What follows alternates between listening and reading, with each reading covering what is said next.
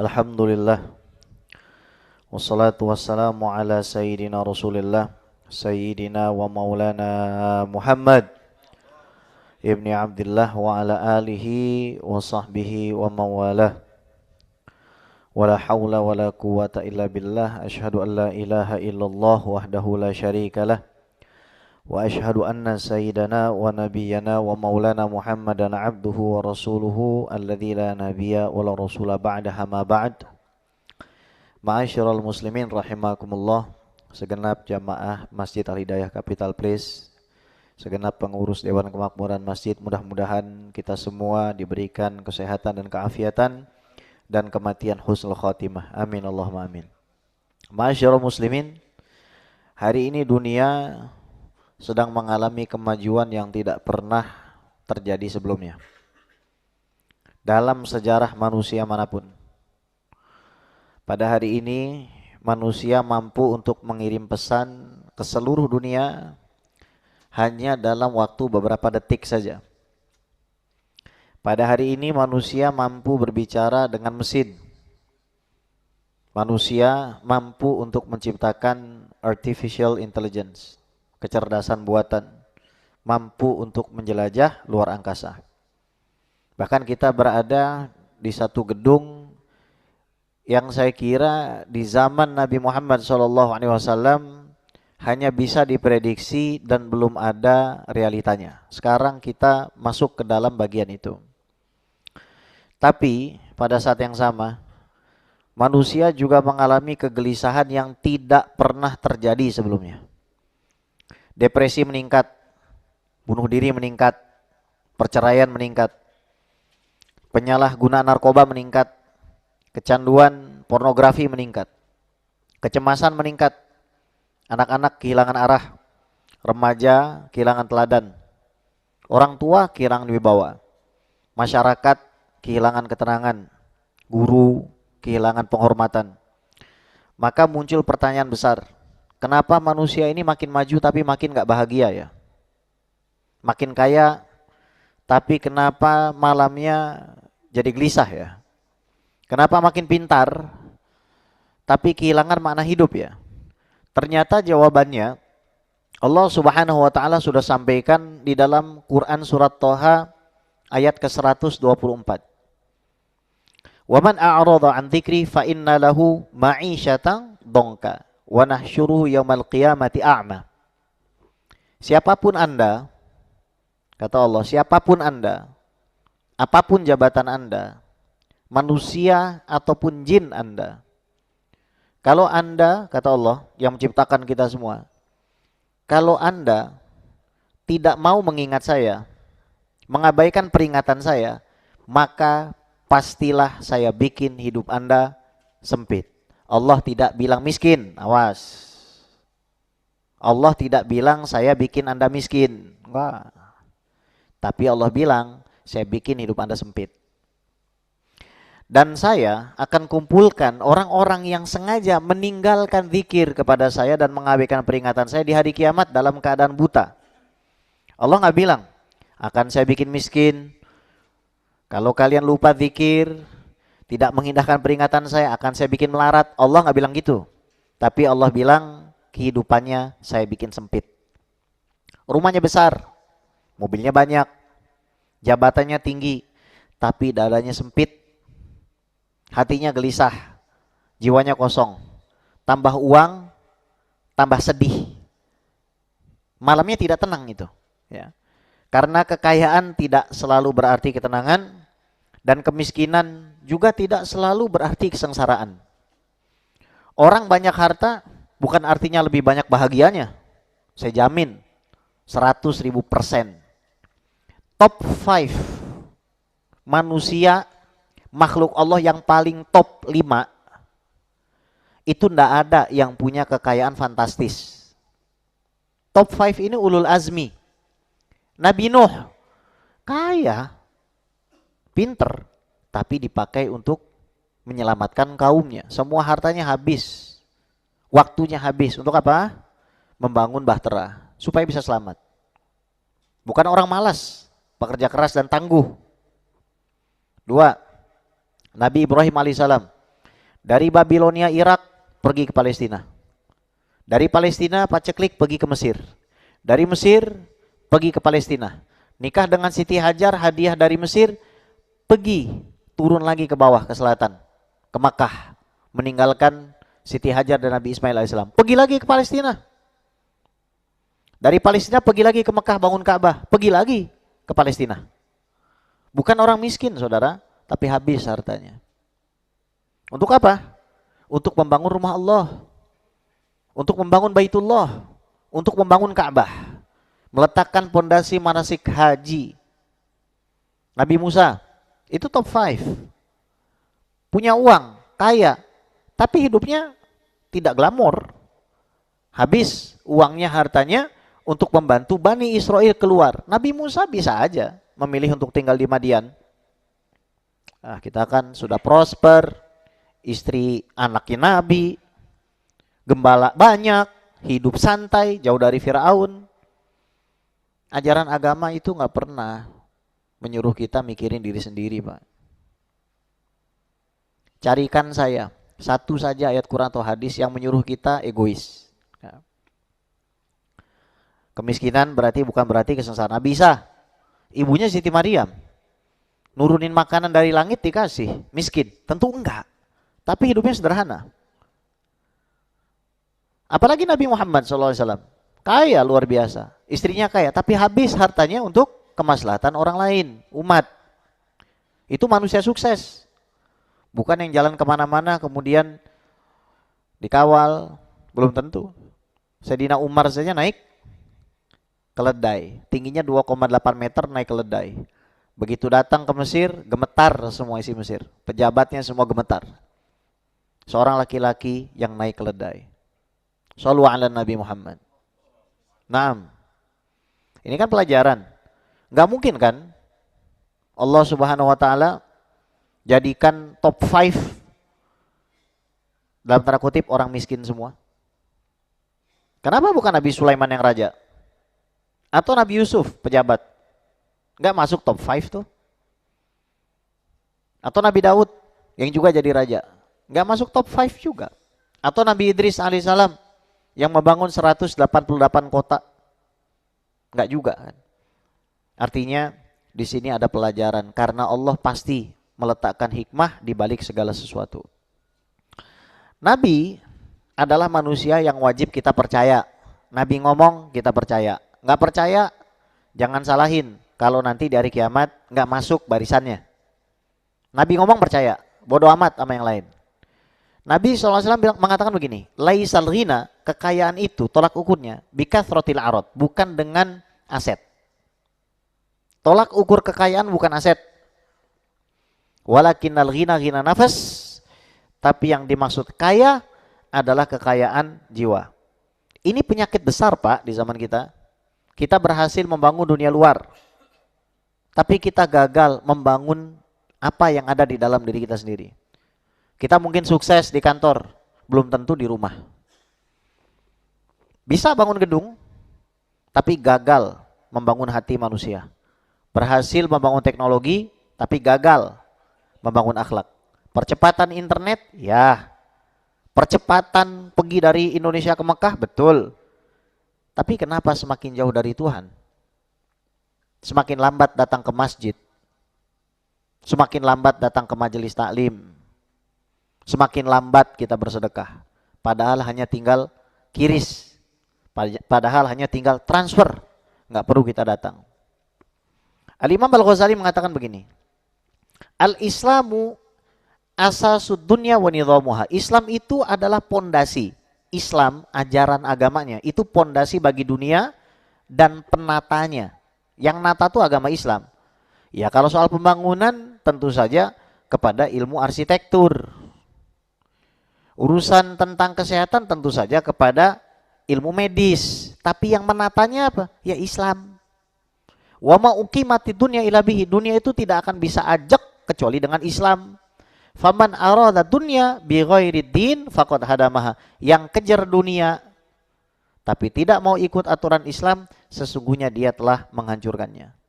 Ini kan yang sedang terjadi sekarang. Peradaban dibangun, tapi nilai dihancurkan.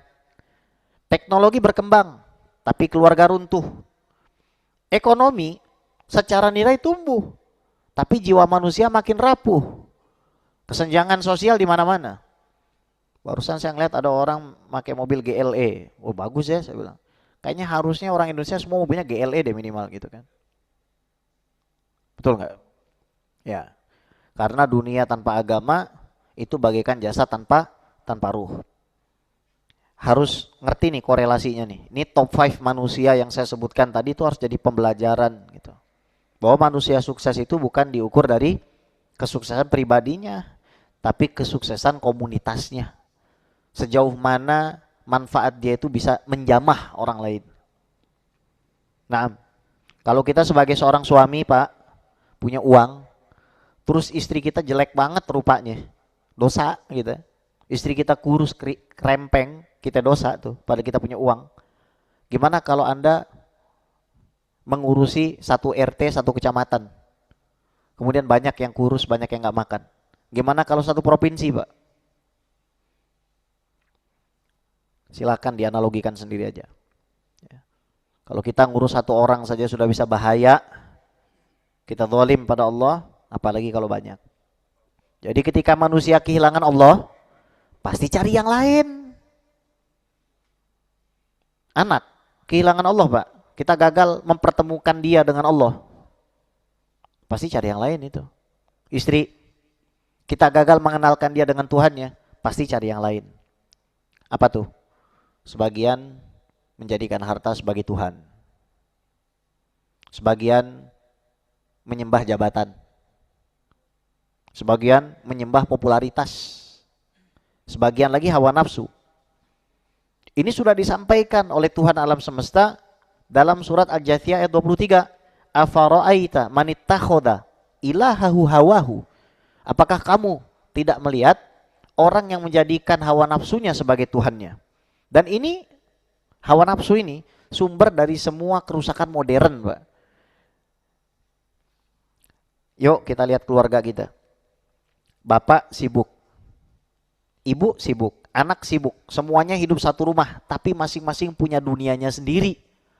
Bapaknya gini ketawa, istrinya kesini ketawa, anaknya ketawa. Begitu HP ditaruh, mukanya merengut semua. Sakit jiwa, sakit jiwa, tapi nggak sadar. Wallahi itu sakit, sakit. Panjang kalau saya sampaikan hadis ini. Ya, tapi itu penyakit. Ya, setan gepeng. Ya, perusak dari segala perusak gitu. Makan bersama jarang, apalagi sholat jamaah. Bicara dari heart to heart jarang. Bahkan terkadang lebih dekat sama layar handphone daripada sama istri sama anaknya. Allahu Akbar, Pak. Deketan sama layar begini. Anak jauh, panggil babysitter aja. Istri biarin, kasih screen aja, udah biarin. Nengok aja begini. Istri online. Nah, ini nih pakarnya ini sepertinya ya. Pengamat ya. Istilahnya amat tuh amatiran berarti. Belum profesional gitu ya. Istri online gitu. Nah, ini krisis yang nggak bisa diselesaikan oleh teknologi, Pak, nggak bisa gitu. Tapi masalahnya itu ada di dalam ruhaniyahnya dia. Nggak kenal sama Allah, kita nggak kenal sama Allah, nggak peduli. Jadi disinilah masjid harus hadir, majelis taklim harus hadir, dan pesantren harus hadir. Jadi majelis masjid bukan hanya tempat sholat terus pulang. Majelis taklim itu jangan sampai tempat ngaji terus pulang. Pesantren juga jangan hanya hafal kitab terus pulang. Tapi masjid, majelis taklim, pesantren itu adalah benteng peradaban, penjaga cahaya. Karena Allah bilang dalam surat An-Nur, Allahu nurus samawati wal ard, Allah itu cahaya langit dan bumi. Ini metafor ya, Pak. Jangan dianggap Allah tuh kayak petromak gitu, bersinar gitu. Itu makhluk ya. Kita jadi mujasim, akhirnya jadi antropomorfistik. Membuat Allah itu seolah-olah berfisik. Enggak. Artinya Allah menyalakan cahaya melalui siapa? Para nabi, Pak. Oh, para nabi udah nggak ada, Pak. Al-Quran nggak bisa ngomong sendiri. Ada para ulama, ada orang-orang soleh. Nabi Muhammad SAW saja diperintahkan untuk bersama orang-orang soleh. Wa alhiqni bisalihin. Nabi Muhammad Pak, imamnya orang soleh bilang, pertemukan saya dengan orang-orang soleh. Orang-orang yang benar, yang lurus, yang cinta pada Allah, cinta pada Rasulullah. Kalau kita mau menyelamatkan generasi keluarga kita, maka harus ada komunitas orang-orang soleh yang menjadi circle di dalam hidup kita, istri kita dan anak kita. Shallallahu ala Nabi Muhammad. Al-Imam Abdullah bin Alwi al-Haddad mengatakan, al-ilmu wa tarbiyah humas sabil li baqa'iddin wa hifdzi ahli. Ilmu dan pendidikan, bukan ilmu dan makanan, Pak. Ilmu dan pendidikan. Keduanya adalah jalan untuk menegakkan agama dan juga menjaga umatnya. Karena itu tugas masjid, majelis taklim, pesantren itu vital. Sebab bukan hanya ngajar, mentarbiyah, bukan hanya ngasih informasi, tapi membentuk kepribadian. Lah kalau misalkan nih Al-Hidayah pengajian mulu, tapi nggak ada perubahan karakter nih dari jamaahnya, buat apaan juga? Hanya ngebangga-banggain kitab dong kalau begitu. Oh, saya ngajar Sahih Bukhari, saya ngajar Sahih Muslim, saya ngajar Al-Hikam, saya ngajar Fikih Syafi'i. Iya, ada efeknya nggak? Jadi perubahan nggak? Atau kita pribadi bahkan bisa nggak memberikan perubahan itu? 1 jam kita duduk di sini hampir. Itu harus bisa ada skemanya Pak Haddad. Bahwa pengajian ini harus bisa membantu jamaah di dalam mengatasi semua konflik internal dirinya, sehingga ketika jamaah itu pulang, itu dia bisa membawa energi baru di rumahnya, di keluarganya. Shallallahu ala Nabi Muhammad. Jadi bukan hanya melahirkan orang pintar. Orang pintar tuh bisa ngasih informasi, rukun wudu 6. Tapi kentut ditahan-tahan. Gimana caranya biar kalau bisa wudu maghrib, sampai maghrib lagi kagak wudu lagi tuh. Ya. Pintar dia kalau ceramah, tapi bodoh di dalam mengaktifkan isi ceramahnya. Ada seorang ulama itu, Imam Abu Sulaiman Ad-Darani itu mengatakan begini, idza nataqal alim bi ilmin. Kalau ada orang, Pak, punya ilmu, terus dia nyampaikan ilmu, walam ya'mal bihi, tapi enggak diamalin, intafa'a nuru fi qalbihi wa fi nafsihi, maka cahaya ilmu itu akan mati. Kayak lampu, Pak. Ini kalau bisa saya cetekin. Ini kan terang nih. Ada orang ceramah, terus enggak diamal, cetek, selesai. Islam tuh agama gampang. Demi Allah Islam gampang. Nabi Muhammad suruh sholat, ya sholat. Nabi Muhammad suruh kita setia sama istri, ya setia sama istri. Nabi Muhammad SAW suruh kita tundukin pandangan, tundukin ya pandangan. Nabi Muhammad SAW suruh kita kerja dengan baik, kerja dengan baik. Nabi Muhammad suruh kita sabar, sabar. Nabi Muhammad suruh kita tawadhu', rendah hati, ya rendah hati. Salah satu dalam Ar-Wirdul Kabirnya Syekh Abu Bakar bin Salim, Allahumma rzuqni at-tawadhu'a indal basti was-sabra indal qabdi. Ya Allah, berikanlah aku kerendahan hati pada saat kau lapangkan, dan berikanlah aku kesabaran pada saat engkau sempitkan. Lapang dan sempit itu potensi untuk mendekatkan diri kepada Allah sama. Pada saat lapang kita diberi kesempatan untuk tawadhu, dan pada saat sempit kita diberi kesempatan untuk bersabar. Nah, jadi bukan hanya mencetak para profesional, tapi mencetak pewaris para nabi. Sekretaris yang mewarisi jiwanya Rasulullah SAW. OB yang mewarisi jiwanya Sayyidina Abu Bakar Siddiq. Admin yang mewarisi jiwanya Umar bin Khattab. Orang yang adil, punya sifat yang wara, zuhud kepada barang-barang yang haram dan syubhat. Maka kalau dunia bertanya hari ini, siapa yang akan menyelamatkan generasi masa depan? Jawabannya nggak mungkin cuma pemerintah, teknologi, ekonomi, tapi para pendidik, para ulama. Maka orang kaya, awas, orang kaya yang banyak duit, jangan sombong ya sama para ulama, jangan kasar. Jangan ngerasa udah bikinin dia pesantren, terus bisa ngata-ngatain. Ini peringatan aja sih. Karena demi Allah, yang paling tinggi-tingginya jabatan di bawah para nabi itu para ulama. Karena ulama itulah yang akan memberikan hukum kepada pemerintah. Apakah pemerintah itu bisa melaksanakan sesuatu sesuai agama atau tidak. Dan pemerintah itu hukum bagi semua manusia. Jadi siapa yang paling tinggi derajatnya di sisi Allah? Ya para ulama. Nabi itu ulama, ya pengusaha juga, profesional juga. Zaman sekarang jarang banget yang seperti itu. Maka harus berkolaborasi. Para pendidik, para ulama, para guru, para dai, lembaga-lembaga pendidikan Islam yang ikhlas. Karena kita sekarang Pak, duduk di sini, ini sedang menjaga sesuatu yang lebih mulia daripada emas yang disimpan di berangkas. Kita sekarang sedang berusaha menjaga hati kita, kemudian istri dan anak kita. Saya tidak mau ceramah, kemudian Anda pulang, udah berhenti aja. Enggak. Tapi harus ada perubahan pada diri kita, kita semua ketika pulang. Oh, orientasi kita selama ini jangan sampai hanya maliyah madiyah, harta materialis. Enggak, orientasi kita adalah Allah Subhanahu wa taala. Nabi Ibrahim alaihissalam ketika diusir, bilangnya apa? Ini dzahibun ila rabbi sayahdin. Oh, saya pergi menuju Tuhan saya. Tapi Nabi Ibrahim enggak meninggal, Pak. Perginya ke Palestina. Maknanya begini, mau Anda dari Bekasi pergi ke Jaksel juga bisa menuju Allah. Asalkan jalannya di jalan Allah. Niatnya karena Allah.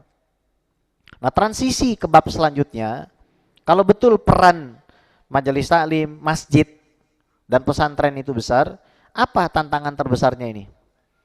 Ya. Allah Subhanahu wa taala ketika berfirman wa ma arsalnaka illa rahmatan lil alamin, menjadikan Islam itu solusi bagi semuanya. Jadi Islam itu enggak hanya identifikasi masalah, diagnosa masalah terus ditinggalin orang. Islam mendiagnosa masalah kemudian memberikan solusinya. Imam Ibnu Khaldun mengatakan ad-din aslul muluk wal mukhirasatu din fala yaqumu ahaduma illa bil akhar. Agama adalah dasar kekuasaan, kekuasaan adalah penjaga agama. Kekuasaan dengan agama salah satunya tidak bisa berdiri sendiri. Shallu ala Nabi Muhammad. Naam. Maka saudaraku yang dimuliakan oleh Allah, tantangan kita yang pertama adalah sekularisasi ilmu.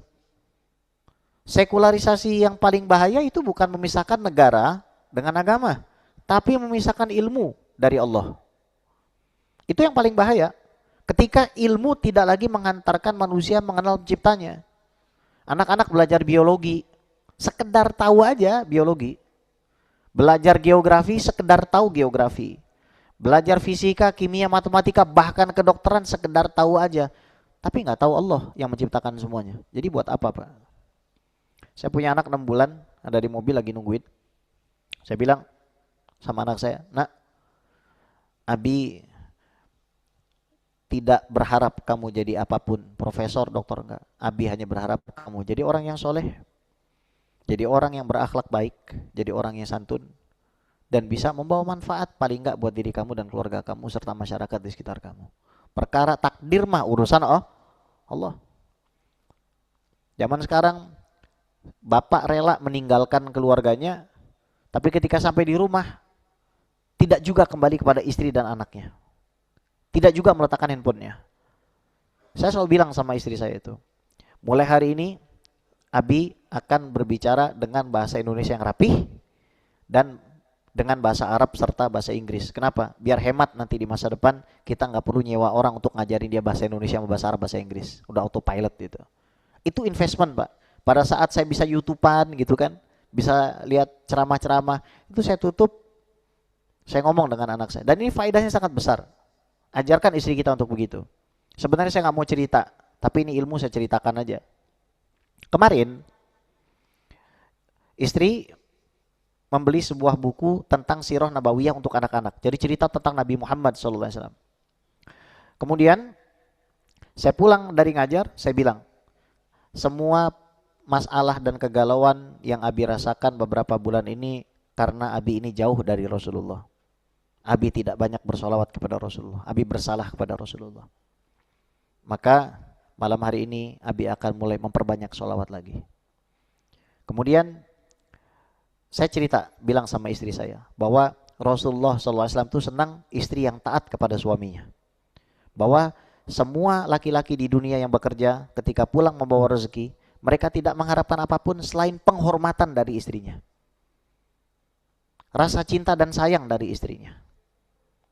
Saya, Pak, kalau ngelihat ada laki-laki seperti Bapak, yang tegap dan kuat. Saya penasaran Pak, istri Bapak ini kayak gimana hebatnya itu. Kalau ada laki-laki yang tegap Pak, tegar gitu, terus sukses di kantornya, yang saya tanya tuh bukan dia, kayak apa istrinya di rumah itu. Ketika ada seorang pria bisa membangun beberapa sekolah franchise dari nol, yang satu sekolahnya itu 1.200 anak SD SMP-nya, yang saya penasaran siapa istrinya gitu kan. Lalu dari heart to heart itu dengan istri terjadi perubahan yang lebih baik di dalam komunikasi. Di tengah kesibukan, handphone itu sudah lama-lama minggir Pak. Minggir handphone sudah, tenang. Malamnya kita sholawatan. Tahu sendiri anak 6 bulan itu Pak. Kayak apa kira-kira itu. Saya sholawatan, terus ketika saya sholawatan saya bilang, Umi kalau baca sholawat itu sambungkan hati kepada Nabi Muhammad SAW. Sambungkan hati Umi sama Nabi. Tidur, pagi-paginya setelah minum kopi istri itu tiba-tiba ngomong ini, Abi, gimana sih ciri orang mimpi ketemu Rasulullah? Ya sama seperti Syama'il Muhammadiyah, rambutnya ikal, terang.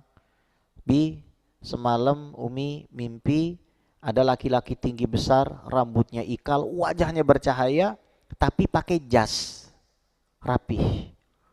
Di dunia modern terang sekali wajah beliau, tiba-tiba ada suara mengatakan, itulah Nabi Muhammad SAW, tapi kamu tidak akan mampu melihat wajahnya, karena semua wajah Nabi itu adalah cahaya. Sampai detik ini istri saya bertanya, apakah mungkin orang seperti saya bermimpi ketemu Nabi? Saya yang ngajarin gak lihat-lihat Pak. Rubahamili fikhin ilaman huwa afqah minhu. Berapa banyak orang ngajari, ternyata yang diajari lebih pintar. Lalu saya bilang, kesempatan itu saya bilang, itu karena Umi lebih taat sama Abi. Wah. Karena selama ini Umi mungkin terhijab nih. Saya bilang begitu sama istri saya. Dan itu, wallah, subhanallah ini. Menjadi kenikmatan luar biasa yang nggak bisa dibeli meskipun, Pak, nggak ada salahnya sih kalau misalkan Bapak mau ke Jepang, mau ke Korea. Tapi buat apa kalau sampai sana berantem terus main HP, masing-masing posting story, for what? Seriously. Kita mau memuaskan siapa gitu? Makanya Nabi mengatakan wal yasa'ka baituka, hendaknya apa yang Allah berikan di rumah kamu itu cukup untuk diri kamu. Cukup Pak, cukup. Kemarin saya ngajar di Tebet, tiba-tiba ada murid saya bilang, Bib, gaji 8 juta, 9 juta Bib. Anak 2 Bib, ya Allah. Ngepres banget Bib, cukup banget. Ya, tapi cukup kan? Bisa sholat? Bisa, alhamdulillah. Tapi Allah kasih rezeki Bib, Masya Allah. Anak saya bahasa Inggris, bahasa Arabnya paling pinter di sekolah. Padahal teman-temannya pada pakai mobil listrik semua. Saya doang yang kagak punya mobil Bib. Tapi anak saya berenang bisa sampai 50 meter. Terus kemarin mertua saya mau umroh, gak punya paspor. Saya punya uang 2 juta, saya pakein buat bayar paspor. Ya Allah Bib, bahagia banget. Itu sukses Pak. Bukan orang kaya yang lihat tetangganya susah. Ya mudah-mudahan. Habis itu gak ditegur lagi tetangganya. Bukan orang yang banyak duitnya, rekeningnya numpuk uangnya, ngelihat ada pesantren terbengkalai, ya mudah-mudahan. Anak yatim, mudah-mudahan. Gak punya pikiran bangun panti asuhan, gak punya pikiran membangun masjid, memakmurkan masjid. Jadi yang sukses itu bukan tolak ukurnya banyak-banyakan duit Pak. Aset itu banyak-banyakan hisap. Ya.